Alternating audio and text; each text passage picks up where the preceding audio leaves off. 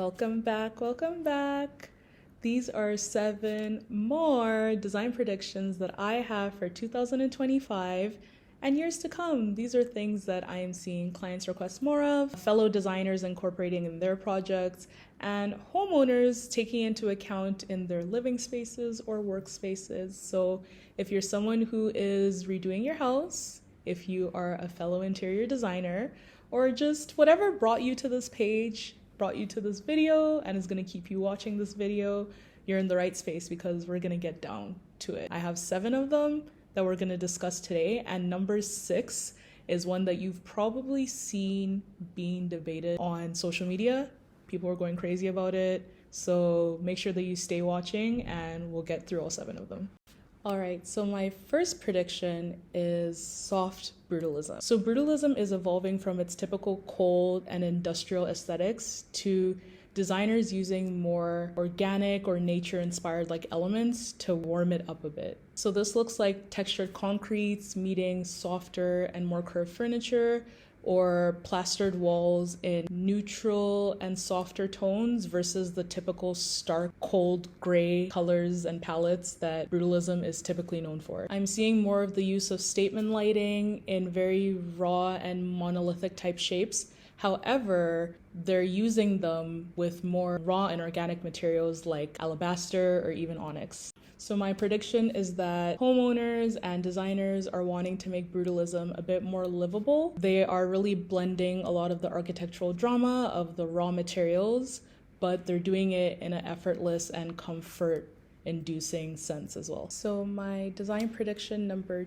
2 is the concept of dark elegance. So I'm seeing a lot of designers and home lovers move away from brighter neutral palettes, and we're seeing a lot of moody, very smoky type of color palettes being used instead. So this opting for deeper colors is really just about making sure that sophistication and coziness is wrapped all in one.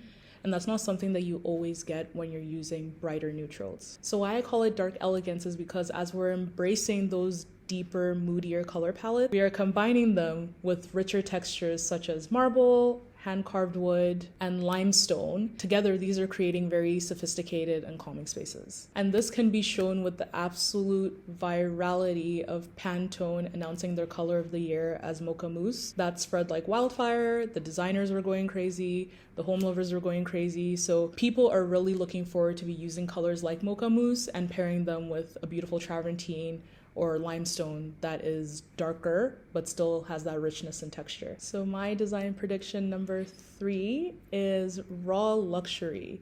We are returning to unprocessed, very authentic materials, and those are being incorporated more in projects. So highly processed, over-polished materials are out, and subtle matte finishing textured materials are in. This is actually something I'm doing in my home as I'm putting it together right now. I am very, very particular with the tabletop that I want to use for my dining table. Yes, I want it to be marble. However, I do not want that glossy, very fake looking finish. I definitely want it to be a textured raw luxury that we're talking about here. So I'm seeing a lot of clients and designers being drawn more to unfinished raw materials. These are materials that you can see all the imperfections in and have very highly tactile finishes. And this just gives a more honest and grounded feel to the space. So this looks like a lot of unfilled travertine, raw marble, porous limestone. And a lot of people are opting for this over very highly glossed quartz or Calcutta.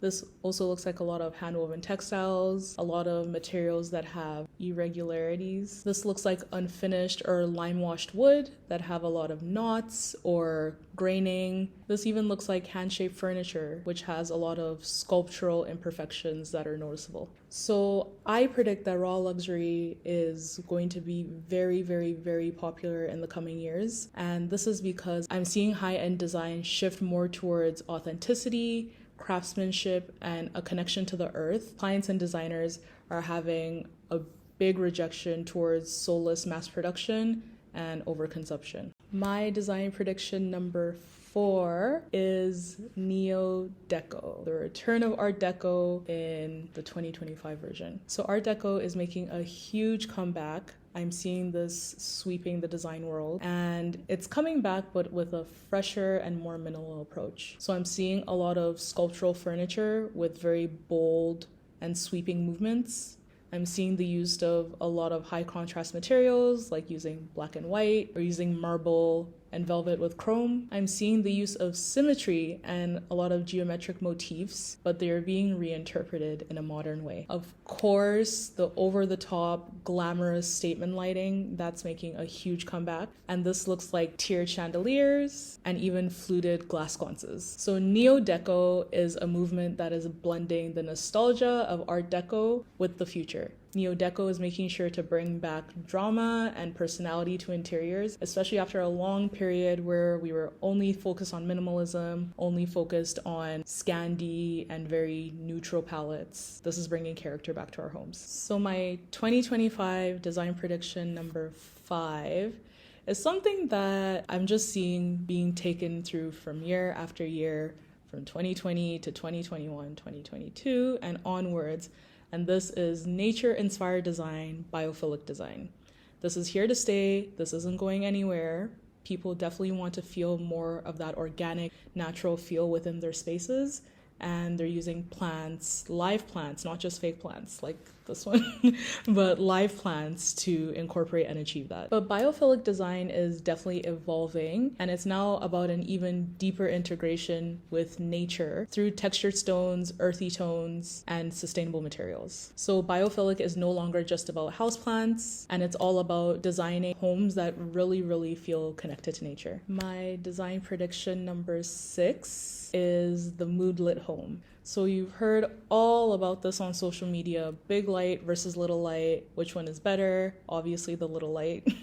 But people are really at odds over this topic. See, lighting in design is no longer just about functionality.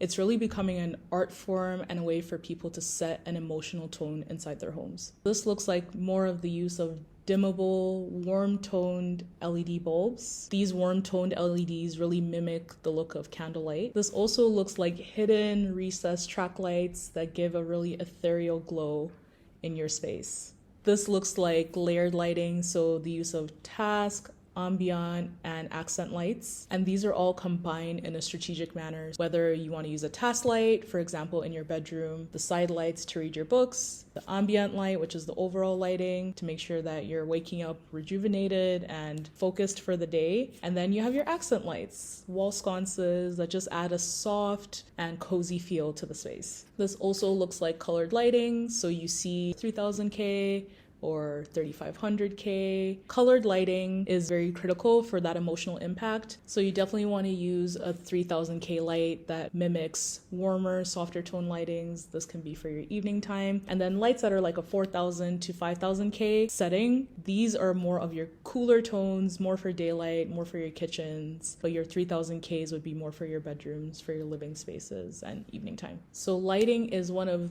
the single most powerful mood setters in interiors, and people are really realizing the transformational power of lighting, and that's why I know that this is a huge design prediction moving forward. So closing off this series, my final design prediction for 2025 and beyond is emotional design. I'm seeing spaces being designed to evoke specific moods. So from serotonin boosting colors to hug-like inspired sofas, design is definitely getting more personal and more psychologically driven.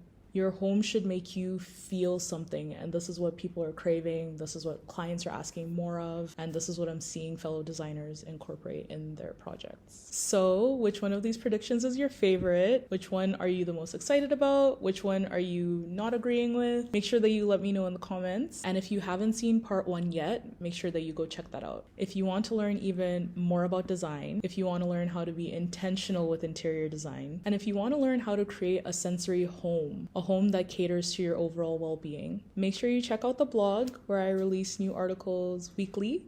to help you out. Also, if you're looking for statement-like art as a design form, home decor, make sure you check out the online showroom. I will make sure to link both of them below. All right, that's it for this one, guys. Talk to you soon.